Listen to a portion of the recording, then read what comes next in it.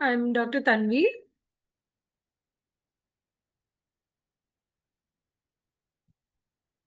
Dr. Satya.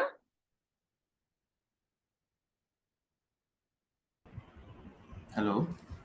Hi, good morning, Dr. Satya. Have Good you morning. had a run through and just checked your slides? Good morning, ma'am. Should I should I share my slides? Doctor Ye- Dr. Rawat will not be joining today. He's traveling with him. Okay. Dr. Satya, would you just like to check your slides to see if the CTs are moving and the X-rays are properly Actually, I visible? have not uploaded the CTs. I have only uploaded X-rays and the Okay, barium image. okay. Okay, so CTs. now, ma'am, can you just check if your presentation is moving smoothly before we Okay, start? so I'll share my screen Uh, Yes, now. please. you are not uploaded your CT means? Ma'am, Sonal ma'am will be showing the CT, and Yeah, ma'am yeah. has Okay, also made fair a enough. Fair enough. presentation of all the X-rays. That's fine. That's fine. That's fine. Is my screen visible now? Yes, it is. Yeah, sure.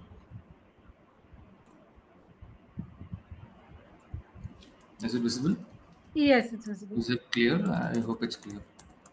Yes, it is. Yeah. Okay, thank you. Shall I stop sharing or? Yeah, you can stop sharing and then we'll resume. We'll wait for about, we'll wait till 8 o'clock and then we'll begin.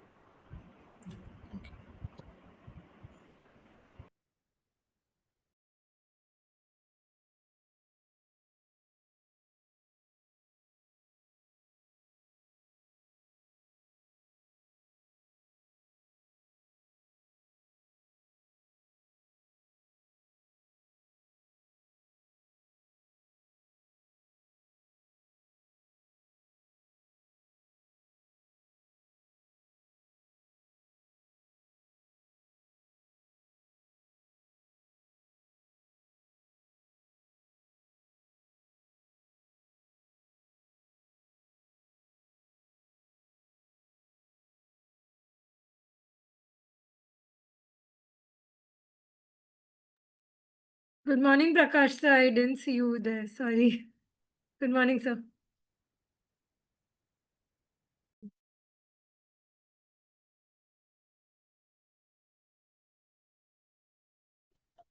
Good morning. Nice to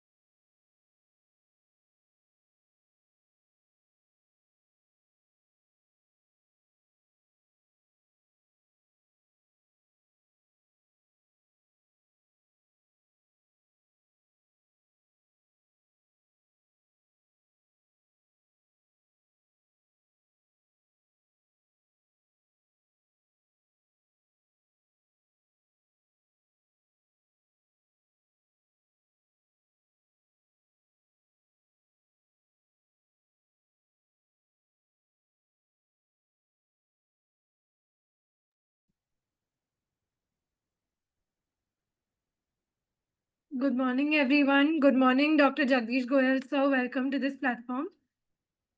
I think we'll wait. Tanvi, we'll wait for 5 more minutes before. Yes, ma'am. 5 And more minutes before we start. I'll Yeah. just call Dr. Sonal, ma'am, also. Yeah, please. You can call Dr. Nehal also, please. Okay, ma'am. Yes, ma'am. I'll do that.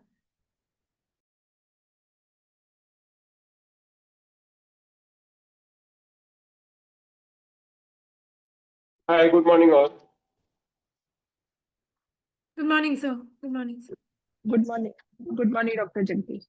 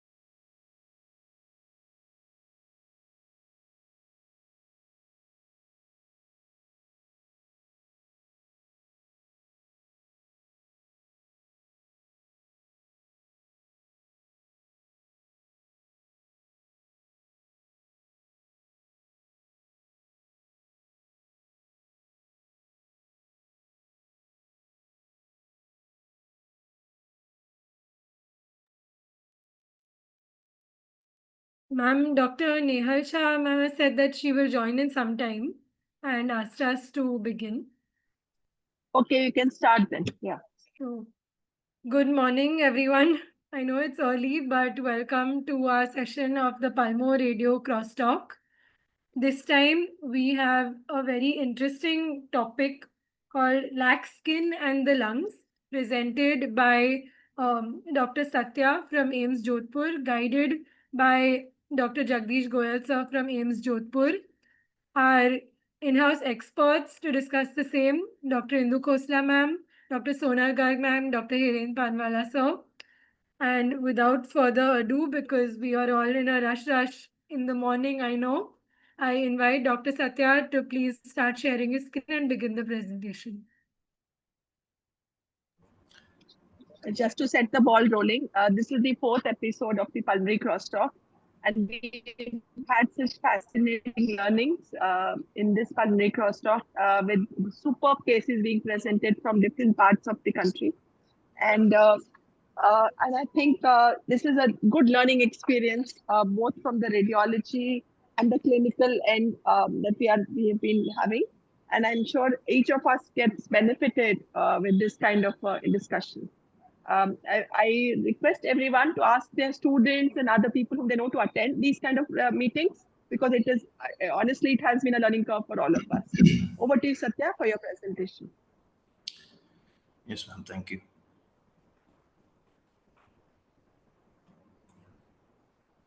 Are my slides visible and is my audio clear? Yes, they are. Sure. Thank you so much.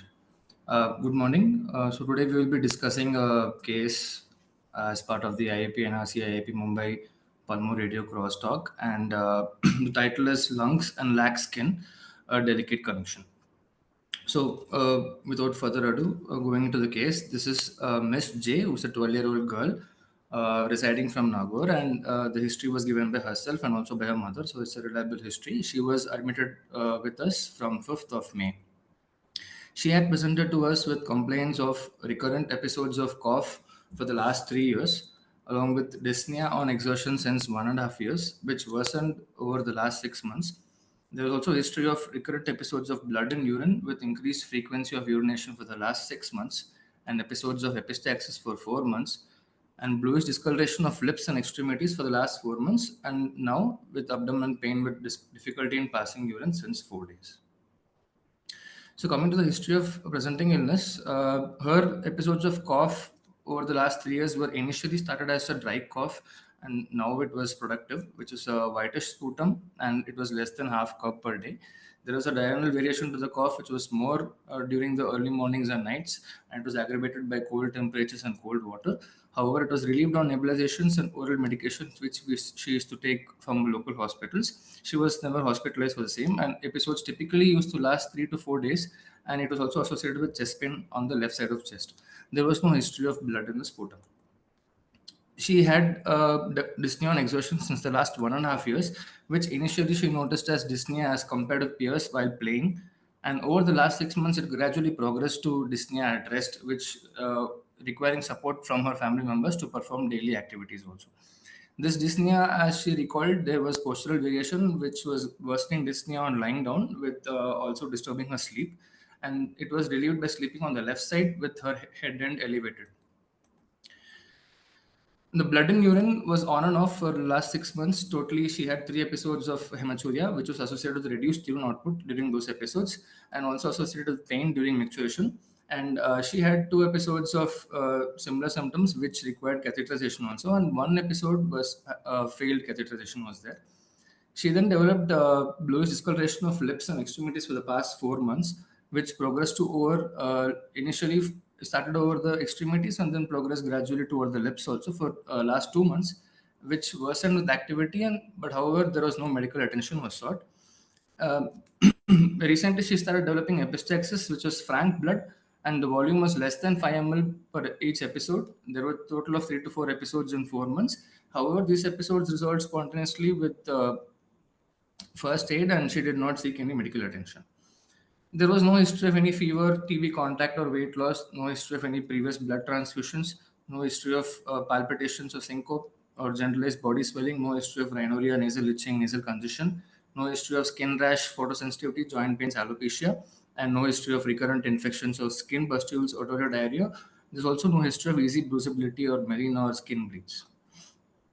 So coming to her past history regarding her hospitalizations, at 6 months of age, she was hospitalized with fever, cough, and fast breathing when she was told to have pneumonia. And at that time, she was hospitalized for 20 days and was also told to have heart disease, but documents were unavailable. Till 6 years of age, she used to have recurrent episodes of upper respiratory infections, which never really required any treatment, settled on OPD basis only, and around 3 to 4 episodes per year, which was more of a seasonal variation. At 6 years of age, they noticed that she was having a right inguinal swelling for which her neoplasty was done. And at around 11 years of age, she had a history of hematuria and increased urinary frequency, for which she was hospitalized twice. For a urogenital surgery was planned, but it was not done. The other history was pretty much insignificant. Birth history was antenatal, natal, and postnatal history was uneventful, but she was unimmunized for age and developed for age. She studies currently in the 5th grade and with average scholastic performance. There is no history of any chronic respiratory or cardiac disease in her family members, and she's the first-born child of a non-consanguineous marriage. She has not attained menarche, and her family belonged to middle class by modified Kupusomic scale. On examination, she was lying down with oxygen support via mask, and her vitals, she had tachycardia and tachypnea. However, her central and peripheral pulses were well felt, and her BP was normal. Her saturation was 78% on room air, and on giving oxygen, it improved to 84% via mask. On general physical examination, there was pallor, there was pan-digital clubbing grade 3, and cyanosis was present both central and peripheral, along with bilateral periorbital puffiness was there. And her weight was weight height were reduced and belonged to thinness. SMR, she had Tanner stage 1. Coming to head-to-toe examination, as we can see in the pictures, there was a senile appearance with a droopy face, the bilateral angle of mouth is drooping. Receding hairline was there with periorbital puffiness, as is evident in the picture. And there was a long, smooth philtrum, downward slant of angle of mouth. The thin upper lip, there was micrognathia, hollowed cheeks, and there were very evident large low-set ears with prominent upper pole, and high-arched palate was there with teeth crowding. And also, as we can see in the lower picture, there was lax skin, which was with reduced recoil. Coming to a systemic examination, inspection of the upper respiratory tract revealed only abnormal ear shape with anteriorly displaced pinna and nose. There was DNS to the left side. However, there was no septal perforation, no inferior turbinate hypertrophy, or no nasal discharge. Oral cavity showed high-arched palate with teeth crowding and dental caries was present. Tonsils were normal. On chest examination, the trachea appeared to be in midline. However, her chest was like a barrel-shaped chest wall with asymmetrical. The left side was appeared more prominent compared to the right side. There were prominent veins over the anterior chest wall, and she had thoraco-abdominal breathing type. And on inspection, the chest wall movements, the left side hemithorax appeared reduced. There were also visible pulsations seen over the epigastric region. So coming to palpation, the trachea was deviated to the right. Chest wall AP diameter was 22 and transverse diameter was 24 centimeters, with an almost equal 1:1 ratio of APS to transverse diameter. However, there was reduced chest expansion on the left side with decreased tactile vocal femmitus on the left side, infraclavicular, mammary, axillary, and infraaxillary areas. The posterior regions could not be examined. On percussion, hyperresonant notes could be noted over the left hemithorax in the infraclavicular, mammary, axillary, and infraaxillary regions. And on auscultation, there was absent air entry over the left hemithorax, but there was no other added sounds. Vocal resonance revealed was decreased over the left infraclavicular, mammary, axillary, and infraaxillary areas. Coming to the other systems, the apex beat was shifted to the right side of the midclavicular line. S1, S2 was heard, and there was a loud P2, but there was no significant murmur, and visible epigastric pulsations could be seen over the inferior chest wall. There were no focal neurological deficits, and on abdominal examination, the abdomen was soft, non-tender, and there was suprapubic catheter in situ, but there was no palpable organomegaly or a mass which could be felt. And on musculoskeletal examination, wrist and thumb sign were negative. However, joint hypermobility was there, which was seen over the wrist joint, and the spine was normal. As we can see in this picture, there is a joint hypermobility in her wrist, and also skin was hyperelastic skin. So to summarize, we have here a 12-year-old girl who was developmentally normal for age and unimmunized, with history of multiple previous hospitalizations, with complaints of recurrent episodes of cough and respiratory distress for the last 3 years, progressive exertional dyspnea for the 1.5 years, now grade 4 MMRC, with hematuria on and off for 6 months, cyanosis and episodes of epistaxis for 4 months, now presented with abdomen pain and dysuria for 4 days. On examination, she had syndromic facies with lax skin, with central and peripheral cyanosis, with grade 3 pandistal clubbing, with thinness, with respiratory system examination revealing a barrel-shaped chest, decreased tactile femmitus and hyperresonant note on percussion and left intraclavicular, mammary, axillary, and infraaxillary areas. And corresponding areas, there was also absent air entry with hyperresonant note, and apical impulse was shifted to the right side with a loud P2, and also joint hypermobility was seen in bilateral wrist joint. So coming to the broad differential diagnosis of what could be the systems involved, we had suspected probably we had kept a first differential as a syndromic child, secondary to some sort of abnormal connective tissue disorder. The points in favor were syndromic facies with a senile appearance, laxity of skin was there, joint hypermobility, and multisystem involvement with history of hernia. Under that, we suspected either cutis laxa or Ehlers-Danlos syndrome. The points in favor for Ehlers-Danlos syndrome are very similar: skin hyperextensibility with joint hypermobility and history of hernia was there. However, there was no history of skin fragility, no spontaneous bruising, and no history of joint dislocations or musculoskeletal pains. The other broad differential diagnosis we had kept was autoimmune vasculitis with childhood ILD, either ANA or ANCA based, because the child was adolescent female with progressive exertional dyspnea with hypoxia and clubbing, and recurrent episodes of cough with dyspnea, and also there was renal involvement apart from lung. But the points against was there was abnormal facies and skin laxity, which could not be explained by autoimmune vasculitis. Coming to respiratory differentials of what was happening in the respiratory system, we thought it could be differentials included connective tissue disorder with congenital heart disease with isomerization, and points were recurrent episodes of cough with breathing difficulty, progressive exertional dyspnea and clubbing was present, hypoxia with central and peripheral cyanosis with no improvement on oxygen. However, and also there was no significant murmur. But points against was there was no history of any recurrent lower respiratory tract infections. Uh, Other possibility we kept as congenital lung malformation because of recurrent cough episodes with dyspnea and unilateral findings on examination with of absent air entry with hyperresonant note and percussion. But points against were hypoxia, which is not improving with oxygen, and also clubbing. The third differential was childhood ILD because of the presence of chronic cough with progressive exhaustional dyspnea and hypoxia and clubbing. However, there only unilateral chest findings were there, and there was also no improvement with oxygen. Other differentials include AV malformations because of progressive dyspnea, cyanosis, and hypoxia with no response to oxygen, and also presence of epistaxis, which could mean that there was some vascular involvement in other systems also.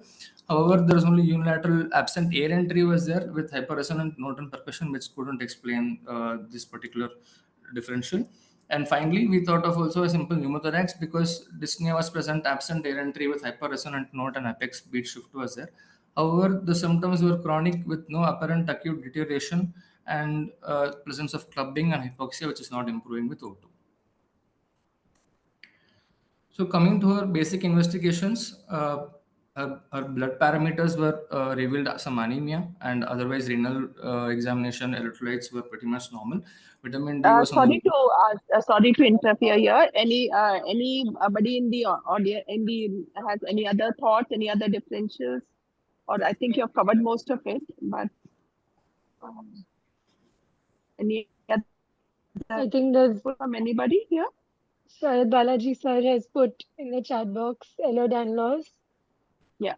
Anyone else with any other comments or doubts?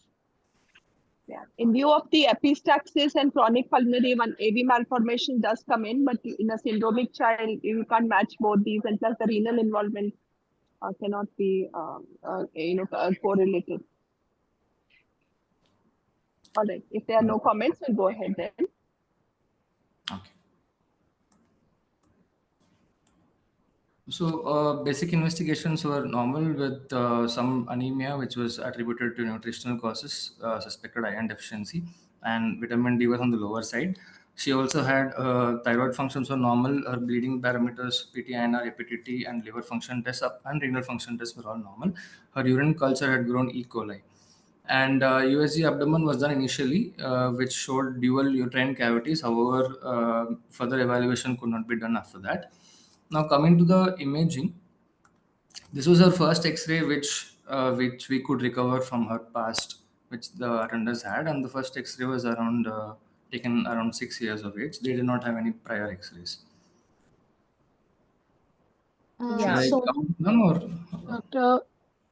Dr. Yeah. Sonal, ma'am, Yeah. share your screen to show the Yeah, so what did you all find on this X-ray, or should I just go ahead with the findings? I So request attendees so- to put in the chat box the findings. We'll make it as interactive as possible to encourage discussion. Can anyone? So for a 6-year-old girl, her lungs are on both sides slightly hyperinflated. 6-year-old children are not able to take such a deep inspiration where you can see 9, 10 of their intercostal spaces. And there is slight paucity of the lung markings, which again suggests that there is a overlying hyperinflation of the lungs.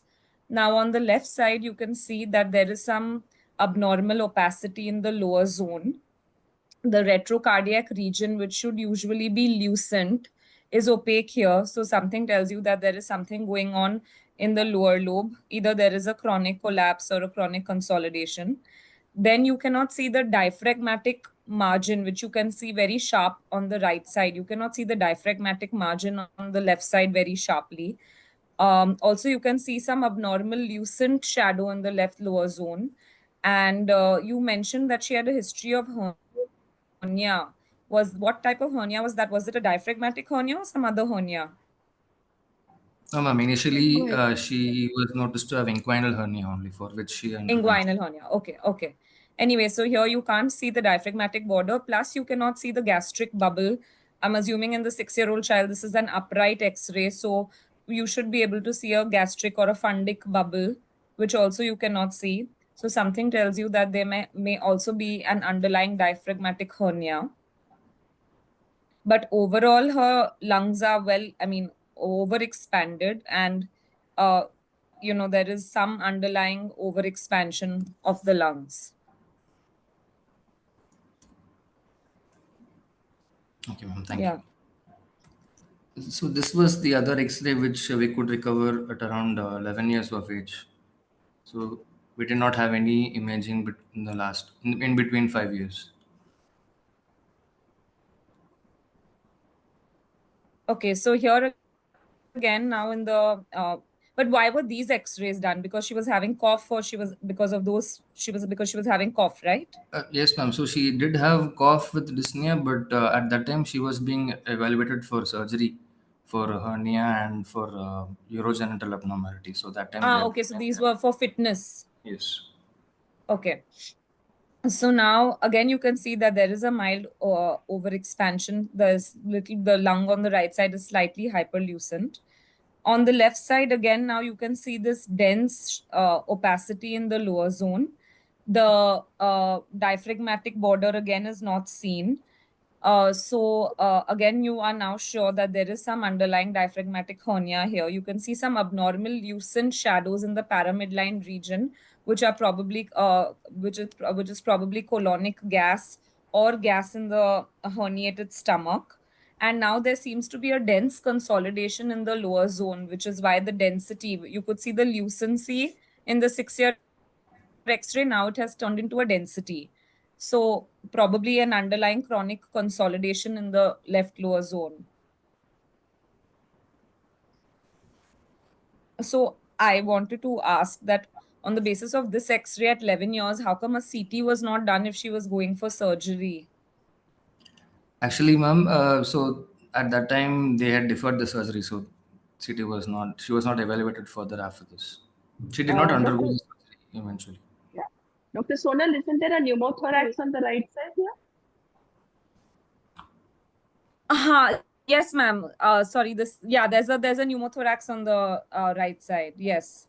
You can see the lung, there's a hyper the you can see the lung is shrunk, is collapsed, underlying lung is collapsed, and surrounding that there is a gas shadow or a lucent shadow. So that suggests that there is something going on which has probably a cyst or a bulla which may have ruptured. Since she had hyperinflated lungs, maybe she has emphysema, and now she has probably developed a bulla somewhere which has ruptured. Yes, ma'am. So one doubt we had was that if it was a pneumothorax, we can see some bronchoalveolar markings here. However, there is no vascular Yeah, markings around here, and this could be along the the. lateral aspect. Yes, so in the supradiaphragmatic region and along the lateral border of the lung, there is no there are no bronchovascular markings there. So that medial aspect where you are seeing the bronchovascular markings, that might just be another emphysematous bulla, or it might just be part of the hyperinflated lung.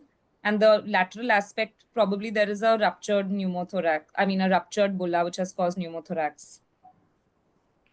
Yes, ma'am. So, but if we had such a large pneumothorax with the lung completely collapsed, we would be expecting some sort of a mediastinal shift to the opposite side. Yes, ma'am. Here, there's a mediastinal shift to the right slightly, ma'am. Yes, ma'am. So, which. So so when there is a pathology in both sides, right, like here there is a probably a pneumothorax with lung collapse, and on the other side there is a large consolidation or a large diaphragmatic hernia which would be pushing the mediastinum to the opposite side, then the mediastinum gets balanced again. Okay. Yes, ma'am. So Right, ma'am. actually, we also considered the possibilities it could be an artifact because there was no mediastinal shift. But yes, there is absent bronchovascular marking. So possibly it is And what pneumothorax. about the air entry on the right? Because you were saying the air entry was reduced on the left, but what about on the right this now when you all examined her? Currently, air examination on the right side was normal, ma'am. There was air entry was good. There was no added sounds also. It was normal. Yes, normal. Okay. So, okay, again, how come no CT was done? But sure, okay. So, what did you all do? You all left her alone at this point? No, ma'am. So this was around 2 years prior to presenting to us. This was an outside Oh, hospital. This is a past history, past X-ray. okay, okay. All right. So, She didn't have any marfanoid features whatsoever, correct? Uh, her she was thin, ma'am, Did she but have not. any marfanoid features? No, ma'am. Their wrist and thumb sign were negative. There was some joint laxity, skin laxity. Apart from that, she did not have any other morphinoid features. Arm span was less than height. She was not tall for age. She was actually on the lower side. Height for age was on the lower side.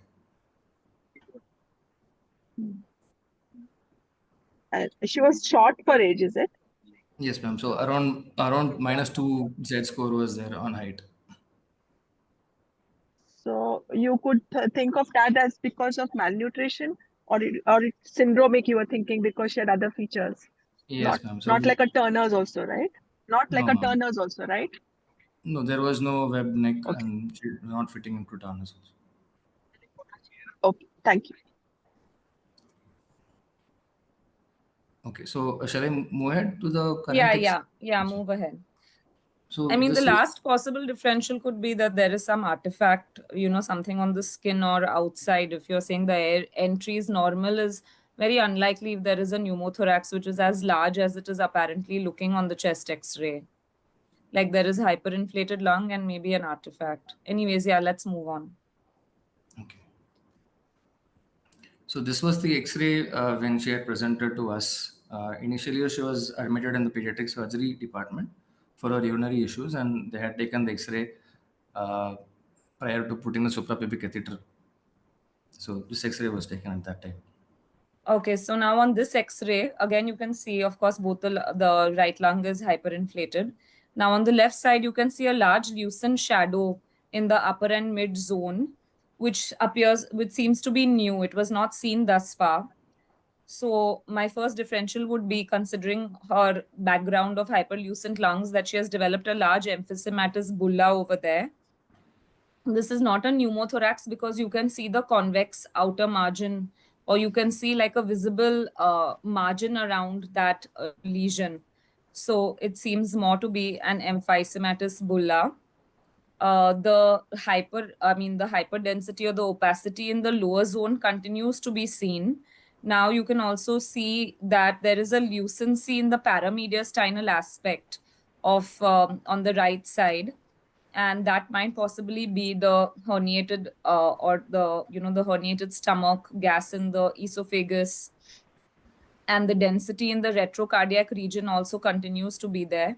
So that's highly suggestive of maybe a chronic consolidation now in the lower zone on the lower lobe on the left side. Again, you cannot see the diaphragmatic margin very clearly. So definitely probably a large emphysematous bulla has formed in the left upper zone. Again, there's paucity of the bronchovascular markings and crowding of the bronchovascular markings in the parahilar aspect of the left side. So something that is lucent and causing mass effect. So it's more likely to be an emphysematous bulla. Okay, ma'am. Noted. So at this time, she was, because of her hemodynamic instability, although her BP was normal and there was absent air entry uh, on the left side, uh, she was suspected to have pneumothorax and an ICD was pulled. So this was post ICD, the X-ray on the right side. X-ray on the right side is post ICD. Yes, ma'am. You can see the intercostal tube. Yeah, but the lucency has not Is gone. not improved. Yes, ma'am. And now you can see that there is mass effect where the mediastinum is actually getting heart and mediastinum. Of course, this is a slightly, it is not a well-centered X-ray, but even on the X-ray on the right side, you can see that the mediastinum is marginally pushed to the right side. So so there's definitely some mass effect.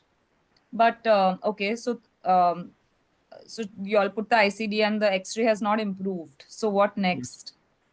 So at this point of time, we considered CT only, ma'am. So Yeah, okay. So I'll share the CT, right? yes, ma'am.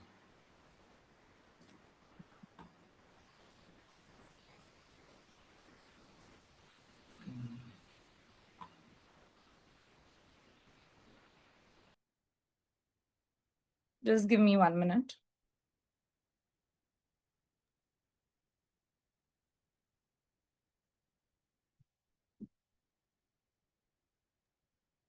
Meanwhile, any questions from the audience?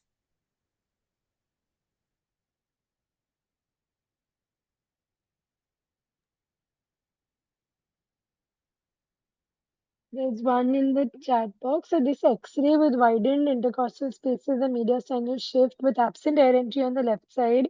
How to differentiate a bulla and pneumothorax based on the X-ray? Yeah, so I will tell you. So when there is pneumothorax, there is air in the pleural space which causes lung collapse.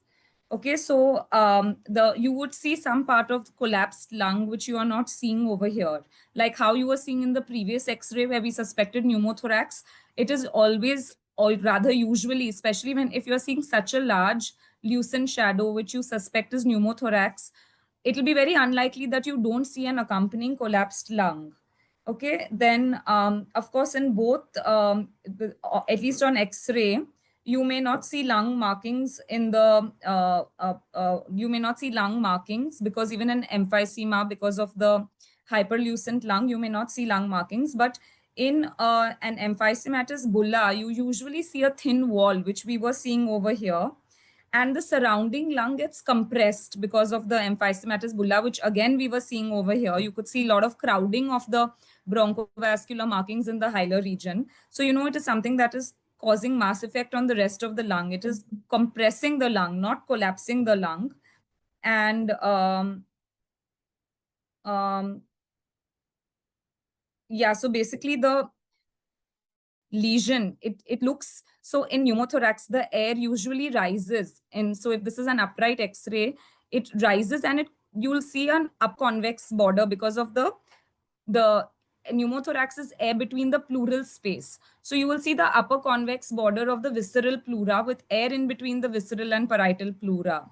So here you cannot see any of these findings. Instead, you can see, like if you see along the medial margin and the lateral margin, it looks like a cyst. It looks like it is a lesion with well-defined, reasonably well-defined margins.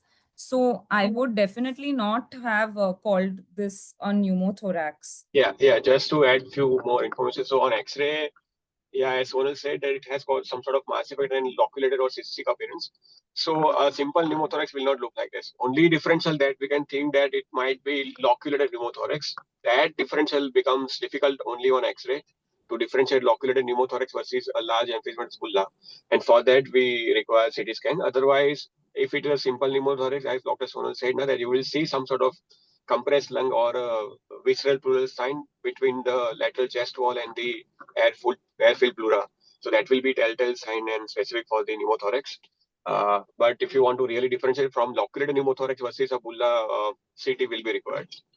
Yeah. But And here, there is- Dr. Hiren, you can see the pleural margins. In fact, in this one, you can see the lateral pleural margins. So Yeah. So that's what yeah, I'm some you're localized pocket quite of air. certain here that this is not Yeah. a air in the pleural space. Yeah. No, I'm talking about the loculated pneumothorax, not about Yes, generalized. I agree, but I'm saying even that won't be a differential here because you can see the pleural margin so well. Otherwise, yes, if you're not able to see the pleural margin, then you cannot differentiate. there is a question in the chat box. Dr. Jagdish Goyal sir is asking, if we don't have a previous X-ray, then how to different? Can it not be a CLE? Yes, if you don't have a previous X-ray, I agree, but she's like now 11 or 12 or 13, congenital overinflation will not get missed for so long. And again, only one radiograph is given in CLO. If you see carefully, you might be seeing some sort of thinned out vessels through that large air lucent area. Correct. On the contrary, if it is a pneumothorax, you will not see any vessels within that area. That will be the differentiating point on the X-ray. Being said that, sometimes it's difficult, and when we are not able to show all the areas of abnormality is very large, it's always better to go ahead with the CT, especially in this kind of complex cases in which you had finding on right side also, finding on pneumothorax on right side once upon a time, you had some sort of hyperinflated lung in the right side also. So in those kind of disorder, when you have some fleeting kind of abnormality on X-ray, it's better to do CT scan and figure out what is happening. And also, I feel like even the opposite, even if you, let's say, didn't have any previous X-ray, this was the only X-ray you had, you can also see the opposite lung is slightly overinflated. So if it was CLO, the rest of the lung should be looking very normal. You can still see that the right lung is slightly overinflated or lucent. Yes, ma'am.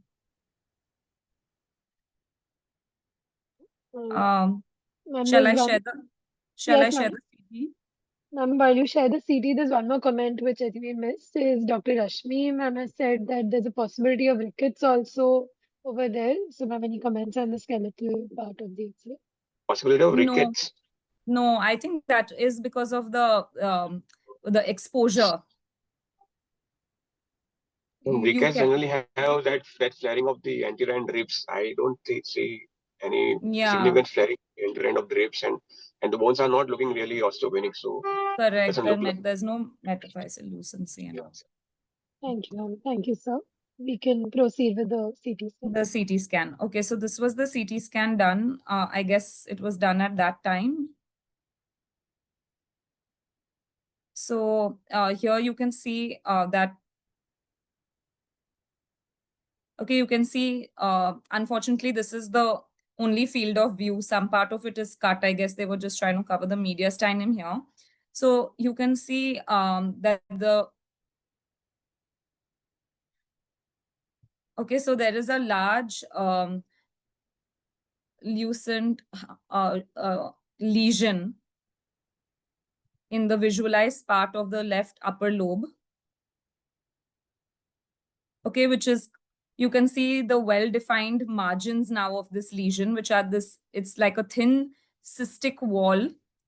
And you can see this lesion is causing significant mass effect. There is retrosternal herniation of the lesion itself. Plus it is compressing the opposite lung parenchyma and the mediastinum. Now, if you observe as you go below, you can see these thin lung markings. You can see the thin bronchovascular markings coursing through the lesion, which confirms that this is not a pneumothorax. And as we go further down, you can see that there is this large area of collapse consolidation. Sorry. Yeah, you can see there is this large area of collapse consolidation in the lower lobe.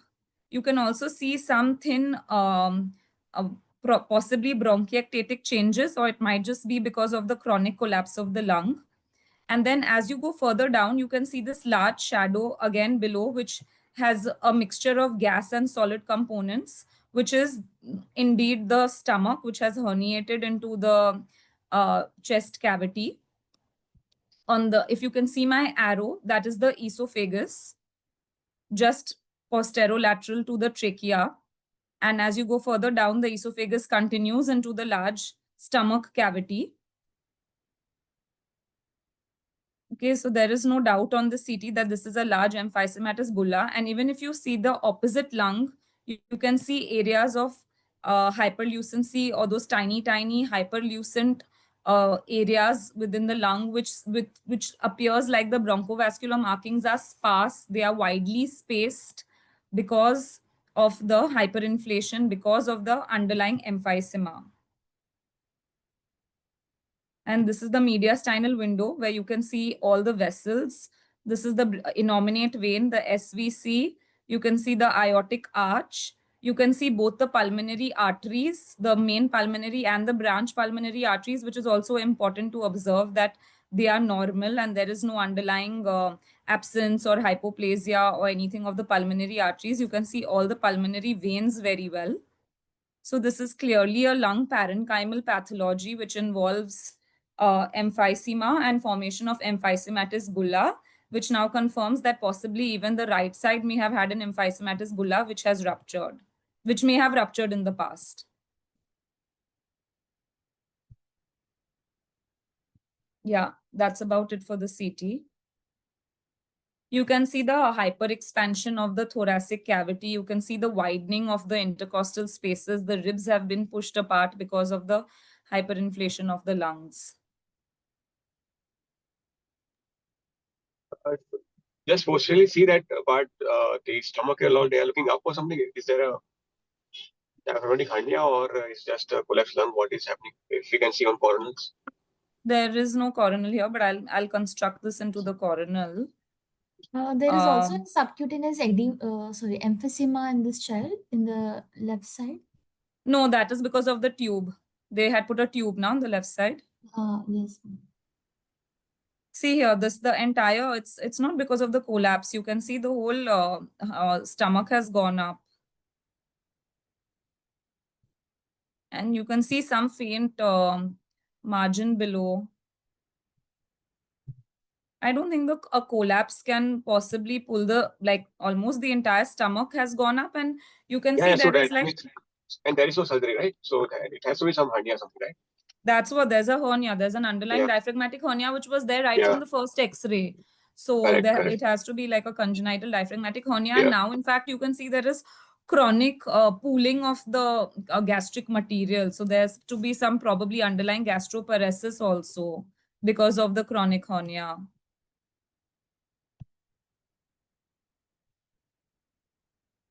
Yeah, that is about it from the CT. If anyone has any questions or would like to see something specific, let me know. Otherwise, I will stop sharing and we can go back to the... Just one thing that the major airways in this case, I think is not showing any obstruction, right?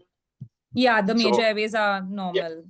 So when you are seeing this kind of asymmetrical emphysema, you should look for any unilateral airway obstruction or something that can be a cause. But we are not seeing any mediastinal lesion, or we are not seeing any intra-abdominal abnormality, which can explain, at least not at the larger airways, that can explain the emphysema or hyperinflated lungs.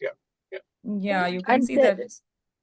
And there's no pulmonary artery dilatation, so pulmonary hypertension is also probably not there, right?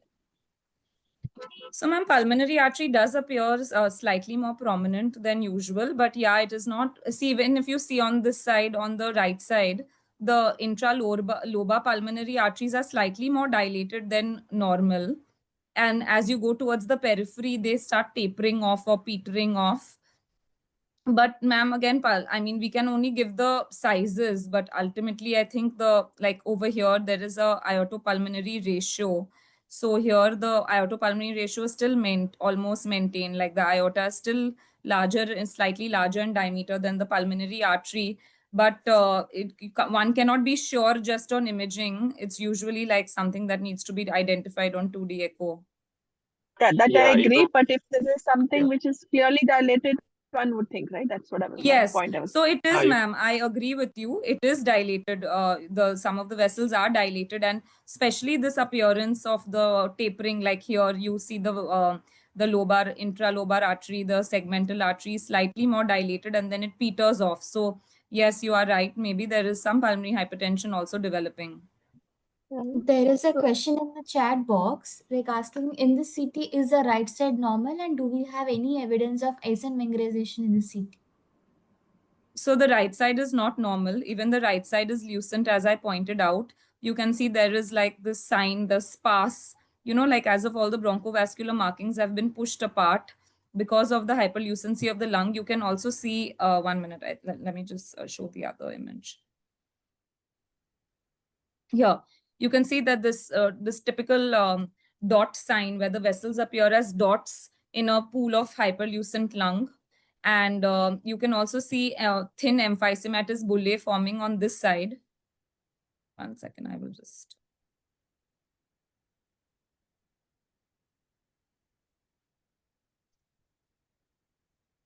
Unfortunately, the field of view is a bit cut off.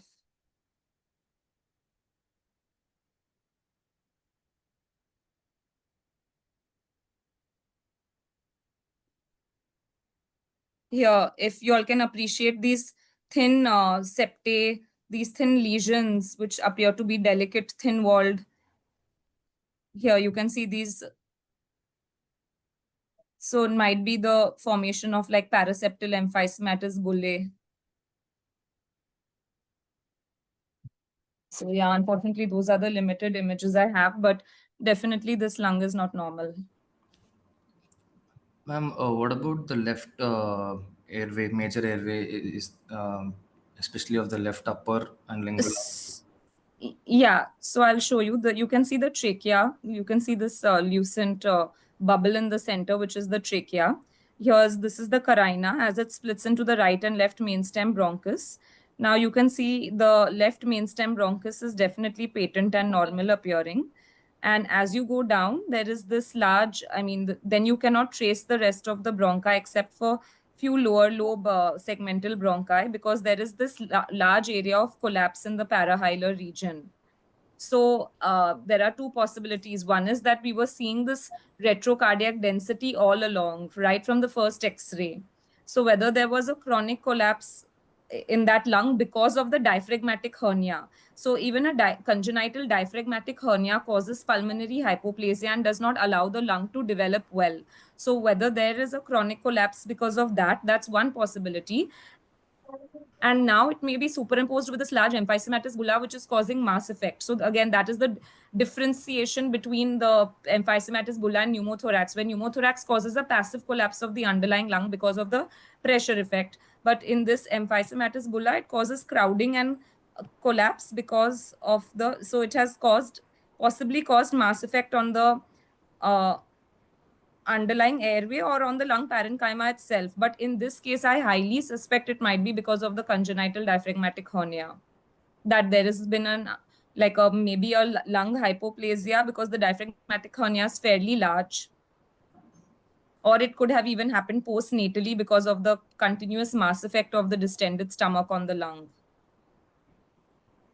But the airway as such does not look like there's any primary pathology in the airway. Does that answer your question? Yes, ma'am. Yeah. So if you follow the airway also, you can see that the segmental bronchi also, they are Yeah, you can see if you so that intra-abdominal cause for the collapse. As Dr. bronchogram Sonal sign rightly is there, said no? that Like the yeah. So I was saying that only that it is patent, yeah, and sorry. as Dr. Sonal said that this CDH, they are known to cause lung hypoplasia, lung collapse, and they are the etiology for pulmonary hypertension also. When they severely compress the parenchyma, the pulmonary artery, they goes into vasoconstriction for some reason, and that also can be a cause for underlying pulmonary hypertension. Yeah. Okay, sir. So here we have lung. But you cannot but you cannot explain the emphysema and the bullae based on CDH at all, right? Yeah. Yeah, That is You correct. can not explain the other a things. common feature. Yeah.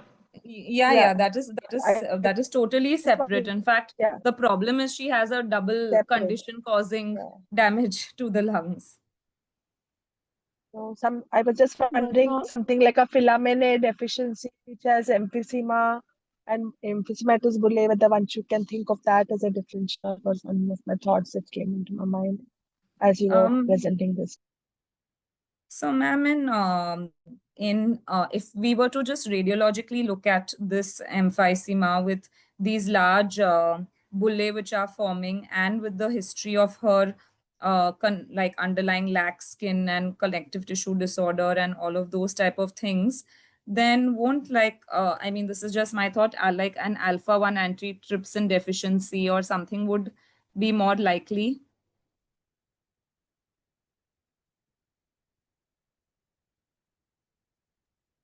as a cause of emphysema, plus this, because that also has poor elastase activity.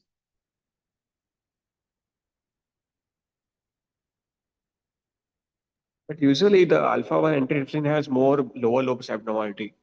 Yeah, that I Here, agree with. yeah. But I'm just saying to tie up the Yeah, it lax has to be skin and some the genetic problem. Yeah, And there then was some that. discussion regarding some lesion they were thinking as CLO also in that left upper lobe, right? If I'm not mistaken, Dr. Indu. CLO versus CPAM or No, so they said that if we didn't have so in this case, you have a previous X-ray done at age 6 years where there is no CLO. So I think the question was, if you didn't have this previous X-ray, would you think of a CLO? Acha, okay, understood. Yeah. Yeah, that was the question. So in her case, because there is an X-ray at 6 and 11, which is not showing CLO, then obviously the one that you're seeing at 13 is not CLO. It is like an emphysematous bulla. There is one question for Dr. Satya. Is 2D echo being done? Yes, I will be presenting it now. Can I share my slides? Yes, please go Yes, ahead. we can resume.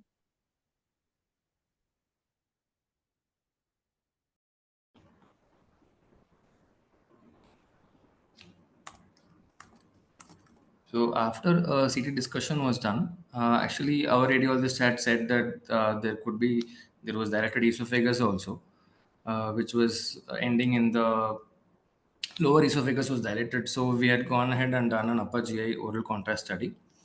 And here, as we can see,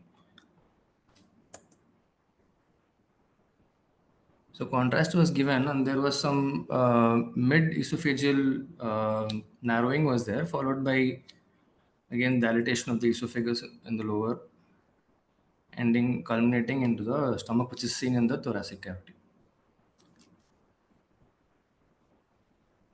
Am I audible now? Yes, you're audible. Yes. So this narrowing that you are saying, that you can see that there is the folds, the rugal folds are you can see that there is some abnormality even in the lower esophagus. So whether these are an effect of, see, once there's a diaphragmatic hernia, your gastroesophageal junction is no longer functioning well. So whether this narrowing and all is a cause of chronic gastroesophageal reflux. There could also be formation of a Barrett's esophagus. Okay. But you didn't mention any such history of her having any continuous burning or gastroesophageal reflux or any such thing. But even then, when there is a prolonged diaphragmatic hernia, she has lived with this for 13 years. Definitely, she would be having a reflux esophagitis, or even Barrett's esophagus because of the chronic acid reflux. Okay, ma'am. Based on history, she did not have any digestive symptoms. So. And you can see the entire stomach is, as we mentioned, in the thoracic cavity. And there is now like chronic pooling of the material in the stomach.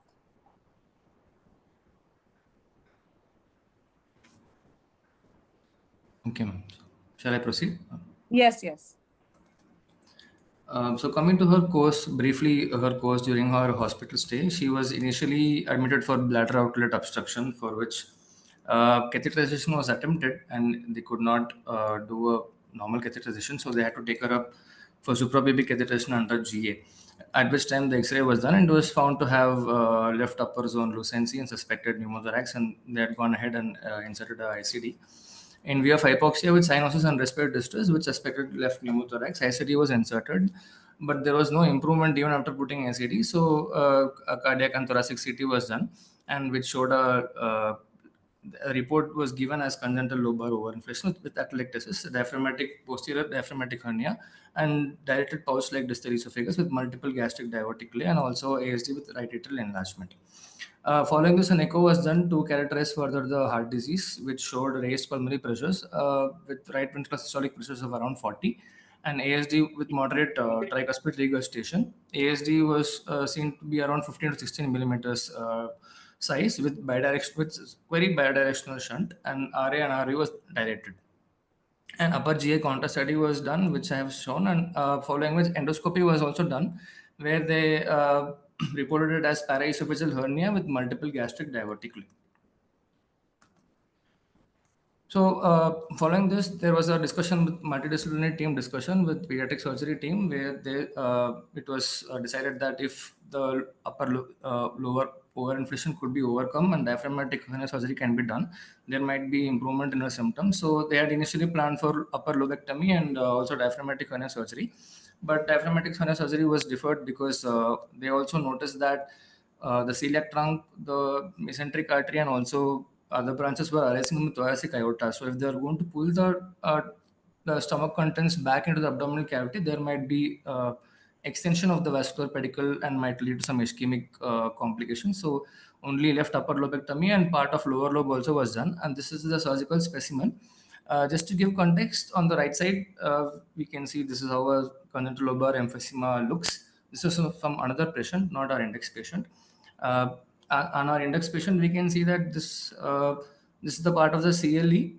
Now it has been dissected and air is drained out, so it appears collapsed. And this is, as per the surgeons, this is part of the lower lobe, which also looked necrotic and unhealthy, so they removed the part of lower lobe also.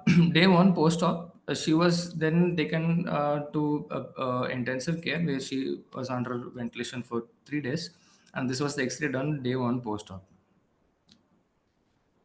It was noticed that the left mid zone and the left hemithorax was showing this opacity, and day three we had repeated an X-ray which showed left side volume loss along with the opacity was persisting. This was post extubation.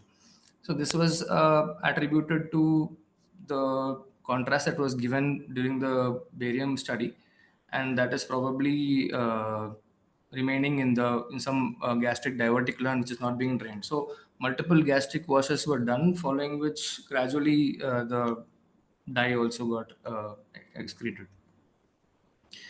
So a skin biopsy was done, which was showing no severe degeneration of elastic tissue, and then lung biopsy specimen, the report had come, it showed emphysematous changes with bulla formation. There were dilated air spaces with broken septae also. There was also some perivascular fibrosis and hyalinization were noted, and their impression was emphysematous lung disease, more probably congenital. So just for reference, this is how a normal terminal bronchiole along with air sacs will look. As we can see, terminal bronchiole branching into respiratory bronchioles. These are the alveolar ducts and alveoli. In our patient, as we can see here, there was a distorted air sac anatomy. Even bronchioles were not seen clearly; they were distorted only. So it was deemed as emphysema with broken septae. Following this, she improved clinically with room air saturation improved to 86 to 88%. However, she did require some oxygen, which was probably attributed to pulmonary hypertension, and there was some improvement on oxygen also. Then there was no air column movement, and ICD was removed post surgery. And further plan was to stabilize the child and plan for some cardiac intervention if possible. MRI pelvis for any urogenital sinus evaluation. DMSA to look for any kidney abnormalities, and also she was planned to be discharged on home oxygenation. So whole exome sequencing was done, and we got the report just yesterday, and it showed LTBP4 mutation, which is homozygous and autosomal recessive pathogenic variant of cutis laxa type 1C. So our unit diagnosis was syndromic child with cutis laxa syndrome type 1 LTBP4 mutation, and she had emphysematous lung disease of left upper lobe, also developing some emphysematous disease probably in the right side as well. Left hemithorax, posterior congenital diaphragmatic hernia, and there was a large ASD with moderate pulmonary hypertension as per echo. Urogenital sinus under evaluation with suprapubic catheter in situ with urinary tract infection with E. coli. Multiple GI diverticula were there, and multi-site hernias were there. She had past history of inguinal hernia, paraesophageal hernia, and also diaphragmatic hernia with chronic malnutrition with severe thinness and vitamin D deficiency. So all putting all these under one single cause, you can explain it by cutis laxa syndrome, which is also confirmed by our genetic analysis. It is a group of rare disorders where there is defects in the connective tissue. Predominantly, the most characteristic finding would be loose, redundant, sagging, however, inelastic skin, which is very evident on the face, arms, legs, and trunk. And because of this type of skin, they develop a premature aged appearance. And they can also have other multi-system involvement, including pulmonary, gastrointestinal, urinary, musculoskeletal, and cardiac involvement. There can be multiple different types of mutations, and the differentiating factor between cutis laxa and ehlers-Danlos is that this skin is inelastic; it will not recoil rapidly, and it is not associated with easy bruising and scarring as seen in Ehlers-Danlos syndrome. Often, these children will tend to develop severe pulmonary emphysema, and they can also die in early childhood. So, cutis laxa type 1C, just briefly, it is also called Burn-Rifkin-Davis syndrome, and they have distinctive facial features, just like we have seen receding hairline, micrognathia, and anterior displaced pinna with large set ears, mid-facial hypoplasia will be there. Apart from these skin symptoms and joint laxity, they can also have diminished muscle tone, growth delays, and systemic complications. However, cardiovascular involvement is relatively mild, as described in literature. And pulmonary manifestations include severe respiratory distress due to multiple factors in the lungs, like cystic changes in the lungs, atelectasis. They can also have narrow pulmonary artery, diaphragmatic hernia, tracheomalacia, and also severe emphysema. There also will be other system involvement like multiple GI diverticular and urinary tract abnormalities like hydronephrosis. So, thank you. Thank you. There is a question in the chat box. Dr. Sarat Balaji sir is asking the heart rate and respiratory rate ratio, and sir is asking if we have done any flexible bronchoscopy in this child.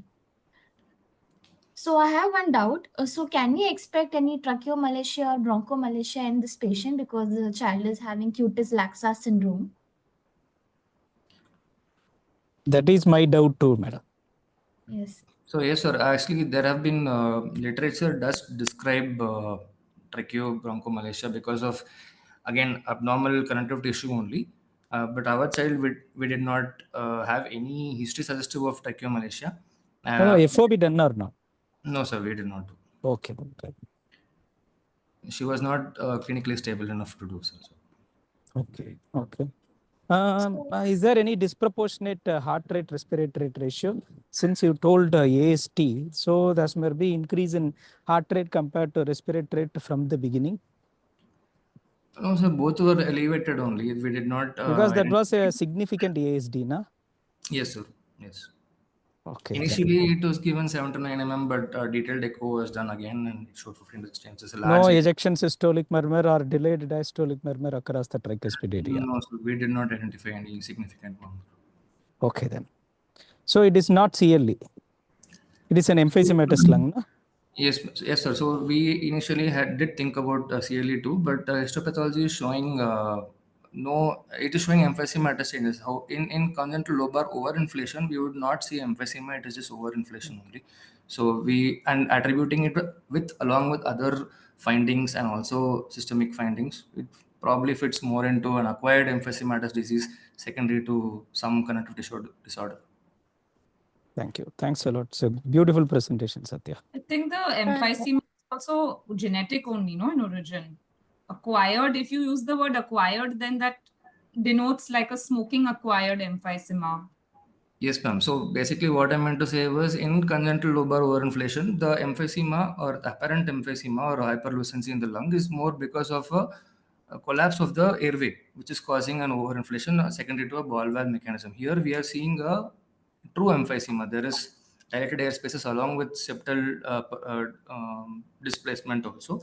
So this is probably, definitely it is congenital secondary to mutation only, but it is not a congenital lesion. That's what I meant to say.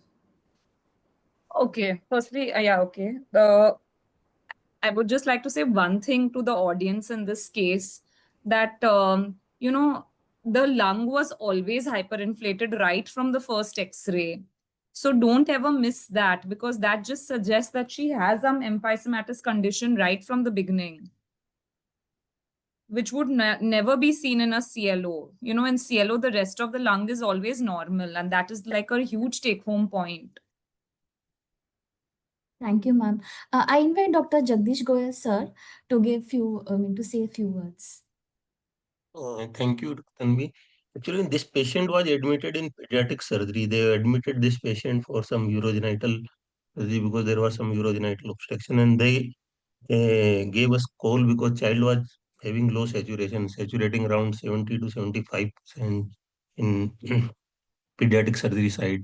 Then we evaluated in detail this patient, and later on the finding were we found that child was having a lesion on left side, and initially we also confused whether we are dealing with pneumothorax or some congenital kind of this emphysematous kind of lung, without going for CT. And if we put all the radiology, history, radiology, serial picture in context, then definitely we were dealing with some congenital problem. And initially we were sure when we saw the patient that there is some connective tissue disorder because skin of child was lax and there was some facial dysmorphism. So as Dr. Sonal rightly pointed out, uh, whenever we are evaluating some patient, we should always look for serial X-ray and we should take detailed history so that this type of lesion should not be missed. Thank you. Sir, I have one doubt regarding management of this patient. So, in the future, as the child might deteriorate because of the underlying condition, can we give CPAP or NIV treatment because it can further complicate? So, how shall we manage this patient with such a bad underlying lung with who's prone for emphysematous changes? Okay, so actually speaking, the management of such type of children is very challenging because on right side she is also having some bulla which may rupture and child may land up in severe respiratory distress. On other end, if you will give NIV and other CPAP kind of thing, they may also lead to some increased pressure and may lead to rupture of bully also. So definitely there is lot of challenge of managing such patients. And as Satya has shown you, the prognosis is very poor in such type of patients. Yes, sir. Thank you so much, Yeah. sir. Thank you. Thank Now, you. I invite Dr. Indu, ma'am. Yes, ma'am. I think for the want of time, and I think it's been a very beautiful case, very well you. presented by Satya and team of Dr. Jagdish. Thank you so much for enlightening us and coming to a conclusion for such an interesting case. And also thank you, Dr. Sonal and Dr. Hiren, for your superb radiological inputs. We get wiser every time with all your inputs, and I think it will help us in managing our patients better. Thank you very much, and we will meet again first Friday of next month. I request more and more people to join because this is a beautiful teaching platform, and the kind of cases that have been coming up in the last 4 sessions have been a fascinating journey. Thank you, everyone. Thank you, Abhinaya. Thank you, Tanvi. Thank you so much, ma'am. Thank you, Dr. Satya, Dr. Jagdish Goyal, sir. Thank you, all the delegates who are discussing this case, and thanks to our radiologists. Thank you so much, everyone. Thank you. Thank you, Thank everyone. you. Thank you, everyone. Bye. Bye. Lovely case. Teams Jodhpur. Very nice case. Thank you, ma'am. Thank you. Thank you.